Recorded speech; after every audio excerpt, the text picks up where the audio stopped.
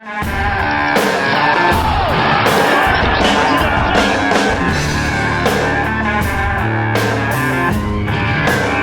right, Mitch Westphal here, the Cage Insider, here with CEO, founder, and president of Bellator. They made their debut on Spike tonight. Very big deal. So Bjorn, the night's coming to an end. You know, the finale or the debut is about over. I just want to kind of get your thoughts real quick. How are you feeling about everything right now?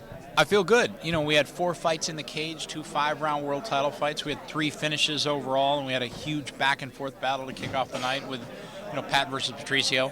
I enjoyed it. I thought it was a good night of fights. I mean, you had 2 quick finishes. You had, Michael Chandler looking unbelievable. I mean, looking like his game is actually improving and getting better and stronger since, his last 2 performances, the Gono performance, which lasted 38 seconds or something like that, and then the Eddie Alvarez submission win, and now he just takes out Rick Hahn, who was fighting at a really, really high level at 155. And so, Michael's is performing at an unbelievable level. Pat Curran looks, he's number 2 in the world. He looks great tonight.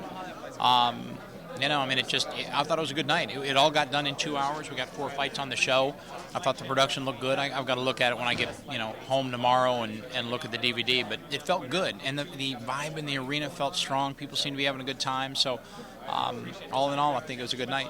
Now, from your standpoint, do you kind of want to relish in this moment a little bit, kind of taking the success that you guys had tonight, or is it right on to the next show? Yes, I will. Honestly, as crazy as this sounds, I will get up early tomorrow. I'll go into the office and shut my door and turn off the phone. I'll review the DVD from tonight's show, start to finish, from Spike.com through the Spike broadcast. I create a series of notes, and then those notes go out to our production team, and we'll digest the notes, make adjustments, and then we'll immediately on Saturday start working on next Thursday's show. Okay. Now, we talked a little bit about Pat, Mike. Just kind of real quick, some of your thoughts on those 2 fights. I mean, they were kind of the front runners, the guys you really wanted to focus on coming into the debut on Spike TV. How do you feel like they lived up to the hype? Well, I think Michael's performance was just, another loud and clear statement to anybody who's a combat sports fan that this is one of the best mixed martial artists you have an opportunity to watch anywhere in the world. He's a special talent. I mean, he's you know where he comes from. He comes from a wrestling base. He uses his wrestling to set up his punches, and his movement is so fast. I mean, it's just the quickness and the movement and the transitions happen just in the blink of an eye. He's a very special athlete. And, I was hugely impressed. And part of my being impressed is due to the fact that Rick Hahn is such a quality fighter at 55. I thought Pat looked great. I thought Pat Patricio was pretty much the fight I anticipated I would see.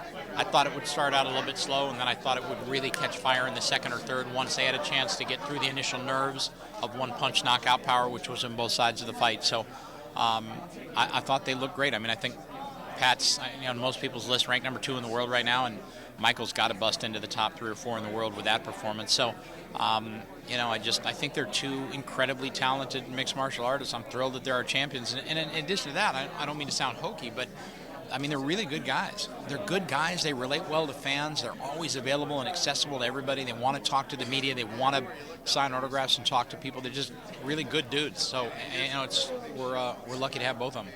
Now, it's been publicized a lot. The debut on Spike TV is obviously a very big deal for you. What was the message you guys really wanted to relay in this big debut to the fans, and do you think you accomplished that tonight?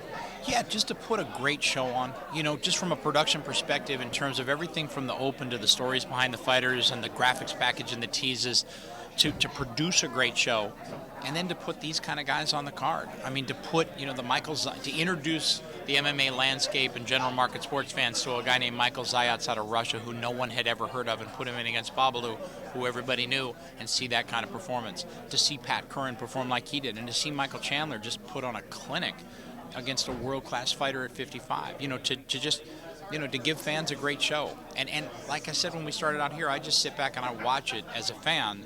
And if I'm enjoying it as a fan, if I'm sitting cage side and going, this is great, how lucky am I, then I know we're doing our job. And there's moments where we do shows, we've done 85 of them, where I'm sitting back and saying, it's not the greatest. But tonight, it was just, from the moment the Spike.com show started all the way through the very end of it, it felt powerful, it felt alive, it felt like people were reacting to it, and then you're doing the job. Well, Bjorn, as a longtime MMA fan myself, I've been to a lot of shows, and I want to just tell you congratulations. I thought it was beautifully done and everything. The fights were amazing, and good luck in the future, brother. Appreciate it, man.